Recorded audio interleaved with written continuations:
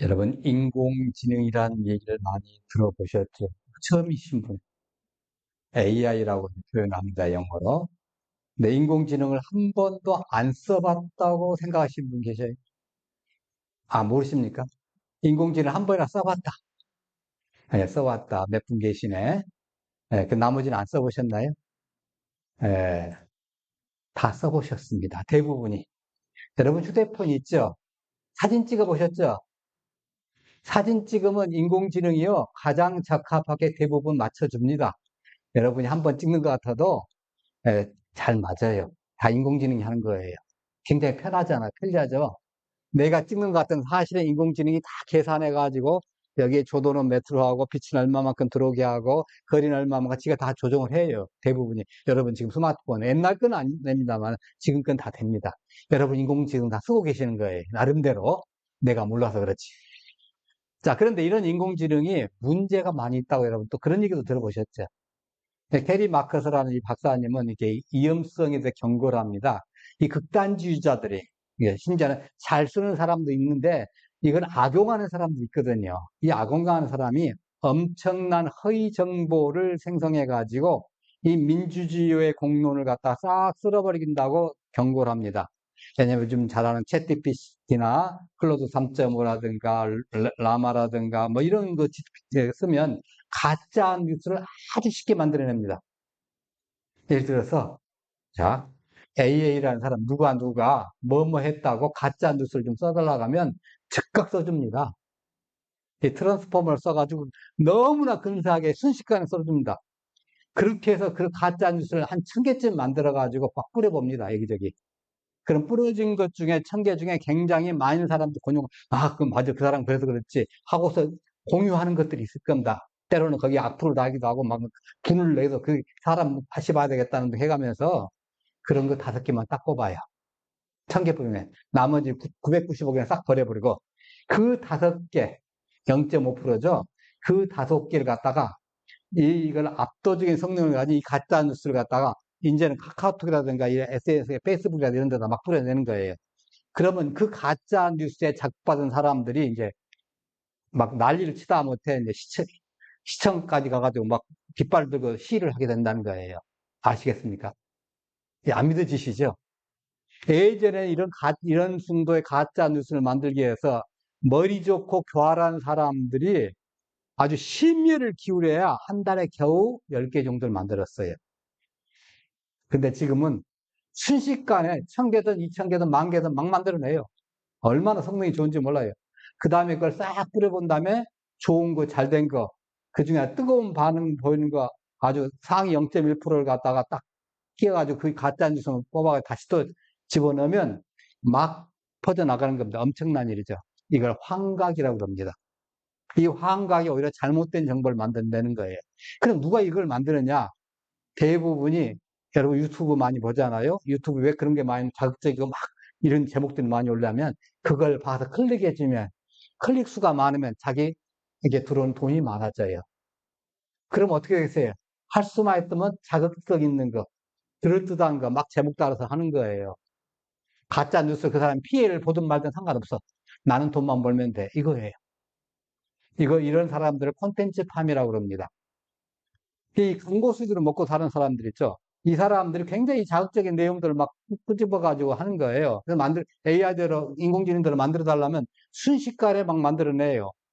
예. 얼마만큼 순식간이에요? 여러분 오늘 주보에 보시면 그림 하나 딱, 성경 말씀 밑에 그림 하나 올라와 있죠? 그거 인공지능이 만들어낸 겁니다. 제가 일부러 일을 좀 시켜놨어요. 제 비서거든요. 예. 야, 오늘 주제에 맞게끔 그림 하나 그려봐. 그랬더니 글씨를 했어요. 여러분이 여기에 있는 이 사람이 누군지를 나중에 설교 시간을 통해서 한번 생각해 보시기 바랍니다. 근데 인공지능은 시키는 대로 잘 합니다. 주인이 착한 사람이든 나쁜 사람 상관없어요. 예. 뭐 도덕적이든 비도덕적이든 상관없어요. 막 한 거예요. 자, 그러면요, 이걸 아주 흥미로운 뉴스, 이제 한 거예요. 자, 여러분이 오다 가다가 이게 인터넷을, 이제 뉴스를 했는데, 뭐 뉴스가 하나 뜬 거예요. 아주 흥미로운 뉴스가 하나 뜬 거예요. 깜짝 놀랄만한 뉴스가 쓴 거예요. 네, 그걸 여러분들이 이제 봤어요. 그래서 그 내용이 이제 진짜인가 아닌가를 확인하려면 또 검색을 해야 하잖아요. 야, 이게 진짜냐 하고 여러 걸 둘러봅니다. 그러면 어떻게 되냐 보세요. 대체적에 그 내용 중에 이걸 바로잡는 것은 한 25개 정도 되면 가짜 뉴스는 2만 5천 개 됩니다. 그러면 여러분들에게 알려준 거 여기 있습니다 하고 딱 인공지능이 갖다 대주는 것이 진짜 뉴스 25개 중에 하나 갖다 줄까요? 가짜 뉴스 2만 5천 개 중에 하나 갖다 줄까요? 어느 것이 확률이 높겠습니까? 가짜 뉴스. 심지어는 이걸 대선판에 이용한 나라도 있어요. 튀르키예가 그랬다 그러잖아요. 알고 보니까 가짜 뉴스였다는 거예요. 네. 본문의 분봉왕 이 헤롯이 이 가짜 뉴스에 속은 사람입니다. 예. 대표적인 사람. 2000년 전에 쓸 때. 그래서 헛소문을 듣고 막 두려워 떨고 있는 거예요. 예. 언제냐면요. AD 29년경, AD 30년에 예수님 십자가에 처형당하셨잖아요. 그 1년 전에 예수님의 갈릴리 전도가 막 이제 본격적으로 시작 이제 된 그 시기입니다. 그래서 그때 예수님과 예수님을 갖다가 싫어하는 사람들이 막 갈등이 표면화돼 가지고 뭐 죽이네 살리는 난리를 치는 막 시작하는 때예요. 헤롯이 세례 요한을 죽였어요. 물론 이 죽인 사건에 대해서는 장면에 대해서는 다음 주에 우리가 말씀드리겠지만은, 그런 동안에 예수님은 마태복음 10장에서 뭐 했죠? 파송장, 제자들을 갖다가 파송을 했잖아요. 12제자를 전도사로 파송되고 또 그에 따라서 많은 사람들이 또 같이 갔겠죠. 제자들과 같이. 그 파송을 하면서 제자들이 가면서 뭘 했겠어요? 복음을 전하면서 예수님에 대한 얘기를 했겠죠. 소문이 확산됐겠죠. 결과적으로 이게 이제 무슨 생각했냐면 그 소문이 어디까지 들어온 거예요? 헤롯까지 들어온 거예요. 헤롯은 무슨 생각을 해요? 야, 얼마 전에 내가 세례요한 죽었는데 그게 다시 살아나는 거 아니야? 이렇게 생각을 한 거예요. 이 헤롯 안티스파스라는 사람 한번 읽어봅시다. 이 헤롯 대왕이 이제 그 예수님 탄생 시절에 있던 왕이 헤롯 대왕입니다. 이 사람이 BC 4년부터 이제 AD 이제 BC 4년경에 죽었어요. 그리고 이제 나서 예수님께서 이집트 피난 갔다가 이제 돌아오셨잖아요. 그때부터 이제 이 헤롯 안티파스가 유대 지역을 이제 다스려요. 유대와 갈릴리를. AD 39년 예수님 십자가 돌아가신 후에도 한 9년 정도 더 다스립니다. 근데 이스라엘과 그 주변의 나라를 4개로 나눠가지고, 노마에서 나눠가지고, 그 중에 하나를 이 안티파스에서 준 거예요. 또 다른 것은 뭐 헤롯 안켈레오라든가 이런 다른 사람들 죽겠죠. 예, 그래서, 갈릴리와 베레아를 다스렸어요. 그죠? 네, 그런데 이 헤롯 안티파스의 신하들이 갈릴리 지방에서 기적을 막 행하는 이 예수님에 대한 이야기를 갖다가 이제 듣고서 이 신하들이 뭐라고 하냐면 이제 보고를 하겠습니다. 왕이여, 예수님의 이름이 온 땅이 막 퍼지고 있습니다. 병자들을 고치고요, 귀신 쫓아내고요, 폭풍을 잠재웠다고 합니다. 네. 헤롯의 신하들이 예수님의 소문에 대해서 막 말을 하고 그것으로 문제를 삼으려고 한 이유는 예수님의 사역이 잘못하면 자기들의 정치적인 문제까지 일으킬 수 있다. 정치적인 위협을 줄 수 있다. 이렇게 생각하기 때문에 보고를 특별하게 드린 거예요. 네. 그랬더니 2절에 뭐라고 그랬어요? 자, 2절에 바로 그러니까 헤롯의 마음은 혼란스러워요. 자신이 죽인 세례 요한이 부활했다고 믿고 싶진 않아요. 근데 예수님의 가르침하고 세례 요한의 메시지가 비슷해요. 맞지 않습니까? 회개하라, 천국에 갔다 왔다, 다가왔다. 둘 다 대중들에게, 많은 사람들에게 끼치는 영향력도 대단해요. 비슷해요. 그래서, 야, 이거 세례 요한이다. 왜 두 분 다 안 만나보시는 것 같아요. 헤롯 안티파스가. 안 만나면 뭐만 들어서 보고만 받은 거예요. 그러니까, 야, 죽은 자 가운데 살아났다. 그러므로 이런 권능이 그 속에서 역사하는 것이다. 이렇게 말한 거예요. 이 헤롯 안티파스의 마음에 불안과 공포가 솟구친 이유가 뭘까? 왜 이 사람들이 이렇게 불안할까? 여러분 같으면 불안하겠어요? 네. 이것은 이유가 있습니다. 전에 헤롯이 그 동생 빌립의 아내 헤로디아의 일로 요한을 잡아 결박하여 3절 4절입니다. 옥에 가두었더니 이는 요한이 헤롯에게 말하되 당신이 그 여자를 취한 것이 옳지 않다 였습니다. 쉽게 말하자면 요즘에 우리나라를 취하면 사관원이 그런 거 하잖아요. 왕의 잘못을 막 꾸짖어 주잖아요. 이 앞전 대통령 할 때도 노하는 노면이 있었잖아요.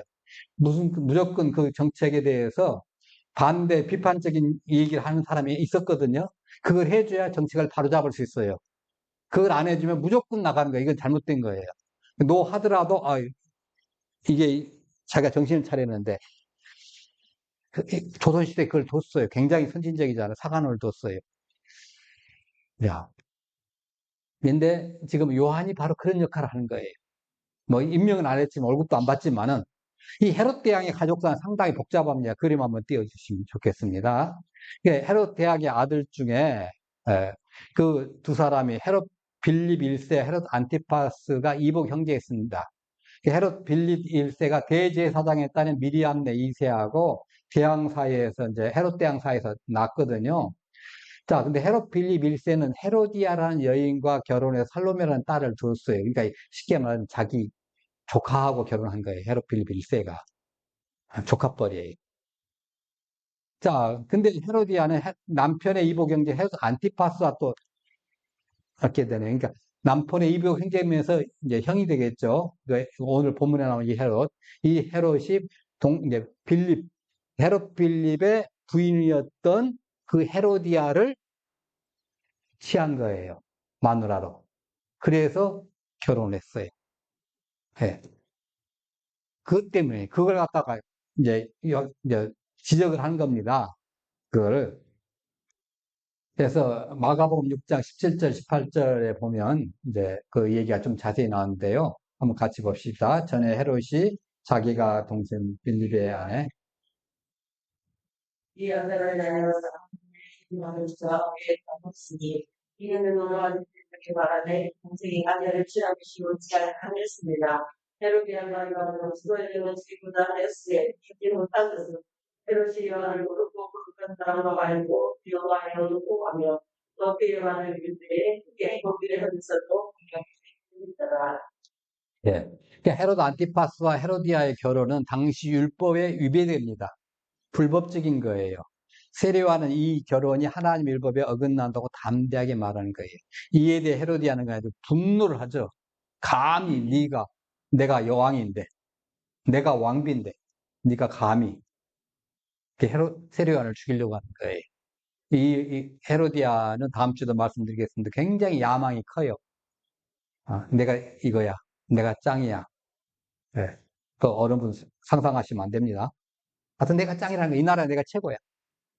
그래서 다른 다른 헤롯 빌립에게 이제 시집가 있었는데 이혼하고 이쪽으로 간 거예요.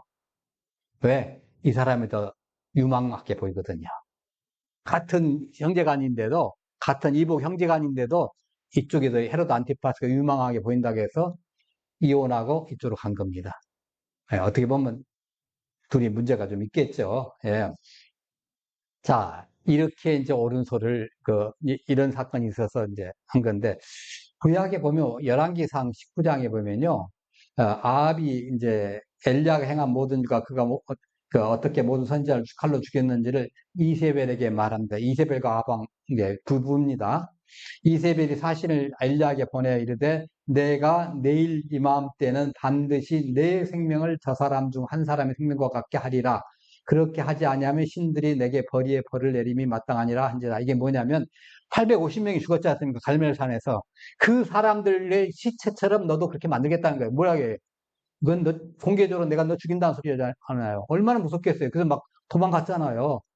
물론 이제 아이러니하게 도망가서 기껏 한다는 소리가 죽여주세요. 그럼 이 말이 좀 안 맞긴 하지만은 여하튼간에 그랬어요. 네.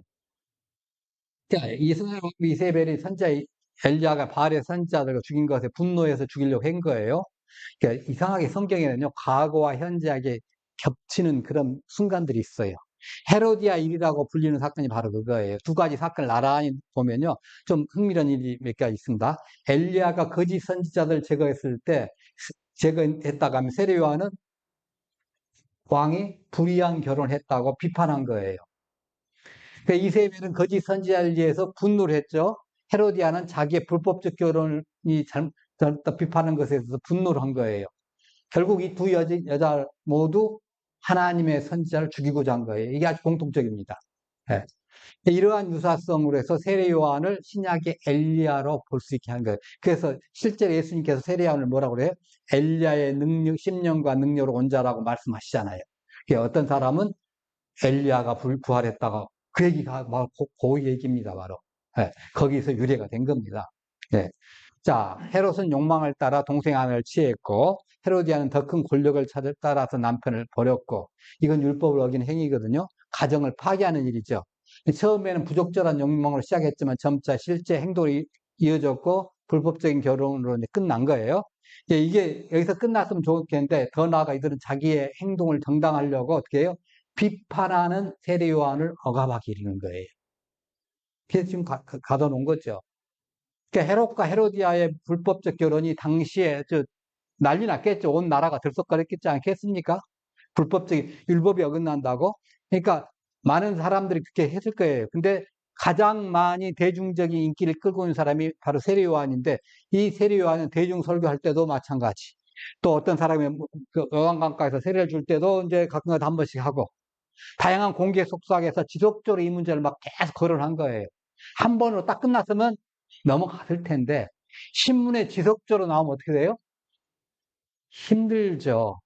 예. 몇 년 전에 어떤 행정가가 뭐 하나 잘못해가지고 백 몇십만 건이 매스컴에 탔다고 그러잖아요. 한 사건을 통해. 예, 누군지는 밝히지 않겠습니다만은, 그잖아요. 그 정도 되면 사람이 죽어요. 예, 나를 비판하는 말이 내가 직접 안 들었더라도 백만 건 이상 막 들은다고 하면 이거 사람 살기 힘듭니다. 네. 요한의 비판이 은밀한 게 아니라 공개적으로 한 거예요. 개인적인 충고가 아니라 사회 전반에 거쳐서 애언자적으로 외친 거예요. 그러니까 헤롯과 헤로디아가 요한을 그토록 위협적으로 막 여긴 거예요. 저거 만일에 계속 놔뒀다 어떻게 해요? 대중들을 선동해서 정권을 뒤집을 수도 있겠다. 이런 생각이 들지 않겠습니까? 예. 그러니까 지속적이고 공개적인 비판을 그들의 통치 기반이 흔들어질 수 있는 잠재를 가지고 있다는 걸 그 사람들은 아주 본능적으로 알아요. 예. 근데 세례요한은 정치적인 문제보다는 종교적인 도덕적인 문제에다 초점 맞춘 거예요. 세례요한은 헤롯이 유대인이잖아요. 원래는 이두메인이었어요. 근데 개종했잖아요. 그럼 유대인 율법을 지켜야 하잖아요. 유대 율법을 지키지 않는 모순 지적한 거예요. 네, 레기에 보면 형제 아내와 결혼하는 것은 이거 불법이라는 거예요. 다만 형제가 아들이 없이 죽었을 때만 그의 아내와 결혼할 수 있었어요. 근데 지금 빌립은 원래 본 남편은 살아 있어요. 그러니까 거기에 불법인 거예요. 집 딸이 살로메라는 딸이 있지만은 딸 하나밖에 없지만 현재로서는 원래 본 남편이 아직 살아있기 때문에 다른 남자에게 시집가면 불법이에요, 이건. 네. 그래서 문제가 됐죠. 그래서 첫 번째 이제 이 헤롯 안티파스가 원래 이제 그러면 이제 결혼을 하기 위해서 본처를 버려야 될 거 아니에요. 이 본처를 버렸어요. 예, 이 본처를 갖다가 아라비아 왕 아레타스의 딸인데 이 사람 버린 거예요. 자, 이 사람을 버려놓으니까 나중에 이 사람이 그 본부인이 돌아가가지고 아빠 나 이게 이혼당해서 왔어. 그러면 거기 쪽에서 이제 뭐라고 할까요? 가만 놔둘까요? 어떻게든지 하여튼 너 한번 두고 보자고 이를 갈겠죠. 예, 하여튼 나중에 말로가 안 좋습니다. 그래서 예, 노마로 소환돼 가지고 아주 골치 아파요. 세례 요한의 이 주된 비판이 이 정치적인 것이 아니라 율법 위반이거든요. 여전히 살아 있으니까 예, 간음죄잖아요. 그러니까 헤롯과 헤로디아는 삼촌과 조카 사이잖아요, 원래. 예. 이들은 근친상간의 죄까지 또 나온 거예요. 그러니까 이런 것이 당시 유대사에 굉장히 큰 파문을 일으킵니다. 세례 요한뿐 아니라 하나님의 말씀을 경건하게 지키려고 하는 모든 사람들이 이에 대해 목소리를 높인 거예요. 예. 자기 나름대로 카톡에다 놓고 막 친구들한테 알리고 막 하겠죠. 자, 헤롯 행동이 단순한 개인적인 문제가 아니라 사회적, 종교적으로 굉장히 큰 문제라는 거죠. 네. 그래서 요한은 먼저 유대 지도자들의 율법주의적인 그 이선을 강하게 비판을 하고 또 민중들의 마음을 사로잡았고 또 민중들의 지지를 얻고 이런 계기가 된 겁니다. 근데 로마의 지원을 받는 헤로드 왕에 대해서 또 이렇게 압제돼서 목소리를 높이고, 이 민족주의적인 정서와 맞물려 가지고 굉장히 큰 호응을 얻으니까 이것이 정치력의 힘이 되잖아요. 야, 저 사람 함부로 건들 수는 없다. 그래서 가도는 났는데 당장 자르고 싶은데, 목을 치고 싶은데 못 치는 거예요. 지금 그 상황이 지금 오늘의 본문의 상황입니다. 예. 그러니까 세례 요한에 충고해줘도 헤롯은 두려워는 하는데 회개하질 않아요. 이게 문제예요. 충고를 해주면 회개하면 돼요. 아, 잘못됐습니다. 하고, 그때라도 어떻게 할까 이거 물어봐가지고 공개적으로 이제 사죄하고 하면 돼요. 그거 해결이 되는 겁니다. 근데 오히려 충고하는 사람을 감옥에 가두는 것으로 대응한 거예요. 하나님의 메시지를 정하는 사람은 억압한 거예요. 동시에 요한의 의로움과 거룩함을 또 알고 있어요. 함부로 또 대할 수는 없어요. 예. 헤롯이 요한을 갖다 불법으로 감금했을 때 민중들이 분노와 막 동정심이 일어나고 막 하니까 인기가 더 높아졌겠죠. 그러잖아요. 예. 동정심을 받으니까. 그러니까 세례 요한은 억압받는 민중의 상징적인 인물이 돼버린 겁니다. 예. 그런데 그래서 헤롯이 요한을 죽이려 했지만은 민중이 저를 선지자로 여김으로 민중을 두려워한 거예요. 자, 헤롯이 이러한 비판 어떻게 해요? 회개하고 나 이제부터 안 할게가 아니라 강하게 비판한 거예요. 강하게 대응한 거예요. 세례 요한만 아니라 세례 요한처럼 똑같이 그렇게 한 사람 다 갖다 집어넣었을 거예요, 아마. 네. 감옥에 집어넣고 권력을 이용해서 비판의 목소리를 잠재로 한 거예요. 무조건 갖다 집어넣고 요즘 말하면 세무사찰하고 압수수색하고 막 탈탈탈 털고 막 꼼짝 못하게 만들어내는 거예요. 예. 근데요, 이거 헤롯은 사도 세례 요한을 완전히 제거를 못 하지 않습니까? 민중들 어떻게 또 일어날지 모르니까. 나중에 이제 이 다음 주에 헤롯의 계략으로 해서 요한을 처형하게 되지만은 이후로도 헤롯의 마음에는 불안과 죄책감이 자리 잡고 있는 거예요. 이미 죽였잖아요. 이 다음 주에 말씀드리겠지만 이미 죽였어요. 근데 이 지금 벌어지는 거 있는 거죠. 예수님이 지금 다른 일을 하는 거 소문 듣기는 이 앞전에 세례요한이 하는 거하고 똑같은데 그 일이 이렇게 된 거죠. 그러니까 예수님의 소문을 듣고 헤롯의 공포가 완전히 꼭대기까지 올라간 거예요. 예. 왜냐하면 그는 미신적이었다는 거죠. 아주 절정적이게 대충 그래 그런가 보다. 이 사람의 귀가 얇았던 분 요즘 말하면 굉장히 그가 불안한 거예요. 네. 만일에 정말에 요한이 부활했다면, 세례 요한이 부활했다면, 그가 나에게 복수를 하러 왔다면, 난 어떡하지? 밤잠 자겠습니까? 여러분 같으면? 이 헤로드 안티파스가 예수님의 소문을 듣고 혼란스러워한 거예요. 예. 권력자들이 이렇게 불안합니다. 잘못해 놓으면. 죄책감이 있죠. 진리 앞에서 자기는 무력한 거예요. 남들 보기에는 굉장히 힘 좋고 뭐가 바짝바짝 하는 것 같지만 사실상 딱 알면 열어보면 이렇게 불안하고 나약한 존재예요. 네. 근데 헤롯은 자신의 잘못된 행동의 결과를 두려워해요. 근데 진정한 회개와 변화를 하면 되는데 그걸 안 하는 거예요. 미신적인 생각에 잡혀 있는 거예요. 네. 누가복음 7절부터 9절까지 한번 보십시다. 예. 분봉왕 헤롯이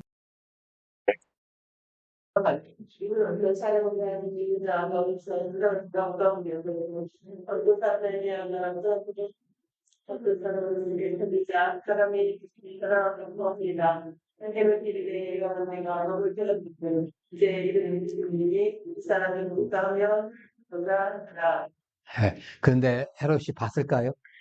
보긴 봤는데 예수님 십자가 처형 직전에 봤습니다. 그럼 그 전까지 어떻게 했냐? 예수님은 제자들을 보내서 전도 여행도 시키고 또 본인도 무리들에게 가르치고 전도하고 뭐 기도 행하시고 다 하시잖아요.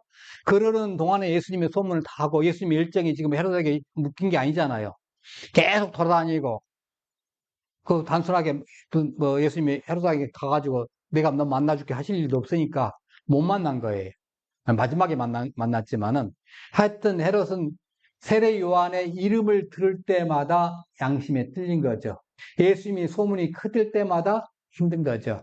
요한을 처형한 후에 끊임없이 악몽에 시달린 거예요. 그때 신하들이 또 한마디 또 합니다. 그 예수님의 본명이 이제 예수아입니다. 예슈아가 갈릴리 전역을 다니며 설교를 합니다. 그의 말씀이 세례 요한의 그것과 매우 비슷합니다. 회개를 촉구하고 하나님 나라 가까웠다고 선포합니다. 그뿐만이 아닙니다. 그는 놀라운 이적들을 막 행합니다. 병자를 고치고 귀신을 쫓아내고 안전병 일으켜 주고 심지어는 죽은 자를 살리기까지 한답니다. 얼마 전에 나인성의 가부의 아들도 살렸다는 소문이 있습니다. 얼마나 놀랬겠어요. 그러니까 그 말에 바로 2절에 했던 말을 이해하는 거예요. 그래, 그렇다면 그는 분명 세례 요한이 죽은 자 가운데서 다시 살아난 거야. 그래서 그가 그런 권능을 행하는 것이다. 이렇게 제 신하들에게 얘기하는 겁니다. 헤롯 마음속에는 죄책감과 후회가 자리 잡고 있는 건 맞아요. 예. 세례 요한이 당신이 동생의 아내를 취한 것이 잘못됐습니다고 말할 때 헤롯은 분노를 했지만은 동시에 두려워했던 거예요. 왜? 요한이 의롭고 거룩한 사람인 걸 알기 때문에. 그리고 헤롯은 자기의 욕망과 교만 때문에 의인을 죽였다는 사실 때문에 괴로워했겠죠. 하지만 진정한 해결 대신에 미신적인 것과 두려움에 사로잡혀 있었고, 그러는 동안에 예수님은 계속 이동하며 설교하고 계셨고, 이적을 행하시고, 많은 일들이 일어났죠. 그러니까 따르는 무리도 많이 늘어나고, 소문은 무성해지고, 시간이 흐를수록 헤롯의 불안과 두려움은 점점점 커지고, 밤마다 악몽에 시달리고, 낮에는 예수님의 소문에 대한 예민하게 반응한 거예요. 아마 밤마다 악몽에 시달리고 일어나자마자 오늘 다른 소식 없냐? 하면서 맨날 그것만 몰두했을 거예요. 굉장히 예민하게 한 거예요. 예. 이렇게 예민하다가 예수님의 소문을 듣고 이제 헤롯이 세례 요한의 헛소문을 사실처럼 믿어버리고 확대 재산하지 않습니까? 저가 죽은 자 가운데 살아났으니 그러므로 이런 권능이 그 속에 운동하는 듯 하는 거예요. 그러니까 깊은 불안과 미신적인 두려움이 그 안에 있는 겁니다. 이런 신앙관이에요. 미신적이고 절충적인 신앙관이에요. 여러분, 미신적이고 절충적인 신앙관은 빨리 버리셔야 됩니다. 예, 헤롯은 바리새파의 부활 사상을 영향을 받아가지고 자신이 처형한 요한이 더 강력한 모습으로 돌아왔다고 믿었어요. 유대 사회에 부활에 대한 믿음이 많이 퍼져 있습니다. 욥기부터 시작해서. 네, 그렇지만은 그 사상이 모든 사람이 똑같이 믿는 게 아니고 집단마다 달라요. 바리새파 사람들은 의인들의 부활을 믿은 거예요. 사두개파 사람들은 부활 자체를 부정한 거고, 예수님 어떻게 됐죠? 모든 사람이 부활하는데 예수 믿는 사람들은 의의 부활로, 생명의 부활로. 근데 안 믿는 사람들은 악의 부활로 심판하잖아요. 심판의 부활로 한 거예요. 굉장히 이건 틀려요. 자, 헤롯은 요한을 갖다가 강력한 권세한 능력을 가진 사람을 이제 여겼어요. 근데 사실 아이러니하게 헤롯이 그렇게 여겼지만은 세례 요한이 공식적으로 이적을 행한 일은 성경에 한 건도 안 나옵니다. 혹시 찾아보셨어요? 안 보입니다. 제 눈에는 안 보여요. 이적을 행한 일 한 건도 없습니다. 그런데 메시지와 영향력은 굉장히 큰 거예요. 헤롯의 이런 이제 반응은 내면에 있는 죄책감과 두려움이 너무 크기 때문에 어마어마한 사람으로 보는 거예요. 네. 내가 어떻게 해서 상대를 다르게 본 거죠. 네.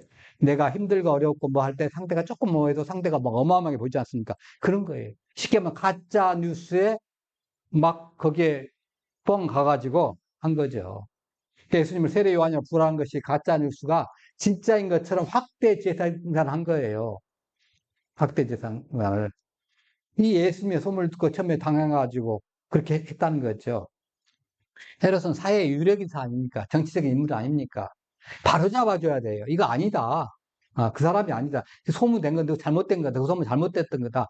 예수란 인물이 지금 한 거다. 이렇게 바로 잡아줘야 되는데 가짜 뉴스를 사실처럼 단정하고 확대 재생산한 거예요.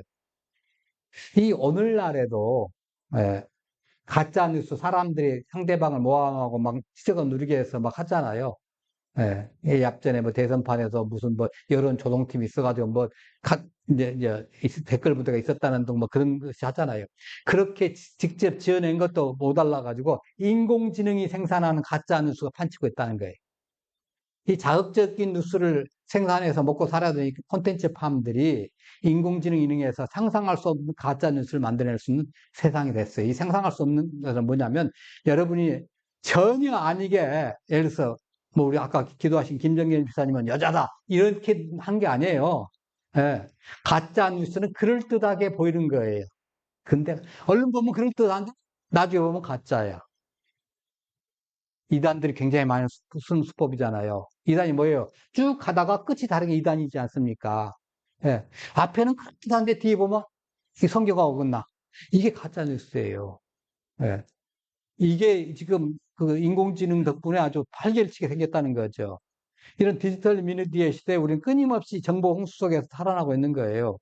이 상황에서 우리는 도대체 무엇을 믿고 무엇을 따라야 되냐는 거죠. 뭘 믿겠습니까? KBS를 믿겠습니까? MBC를 믿겠습니까? 신문을 믿겠습니까? 신문이나 조선일보입니까? 한겨레신문입니까? 문화일보입니까? 아니면 BBC를 믿겠습니까? CNN을 믿겠습니까? 아니면 뭐 대통령을 믿겠습니까? 누굴 믿을 거예요? 무엇을 믿고 무엇을 따라야 할지 고민하게 됩니다. 그럼 분명하게 얘기한다. AI가 10계명 지킬까 안 지킬까요? 지키신다고 생각하시는 분 잘 돌봐드려야 됩니다. AI는 10계명을 알긴 압니다. 그러나 자기는 지킬 의무가 없습니다. 네. 그러니까 아무리 거짓말해도 자기는 이거예요. 네. 하나님 주신 10계명 준수하지 않습니다. 예. 근데 그걸 맹신해서 헛소문 내지 가짜 뉴스에 만나서 속아가지고 세월 낭비할 수도 있다는 거예요. 예. 자, 근데 유일하게 한 가지 있다면 성경 말씀입니다. 성경 말씀. 이 혼란한 시대에 우리에게 중요한 지침은 유일하게 이 성경이에요. 성경만이 영원한 진리잖아요. 성경만이 지혜의 온천이에요. 성경만이 우리 삶을 바로잡아 줄 수 있어요. 성경만이 유일한 하나님의 말씀이에요.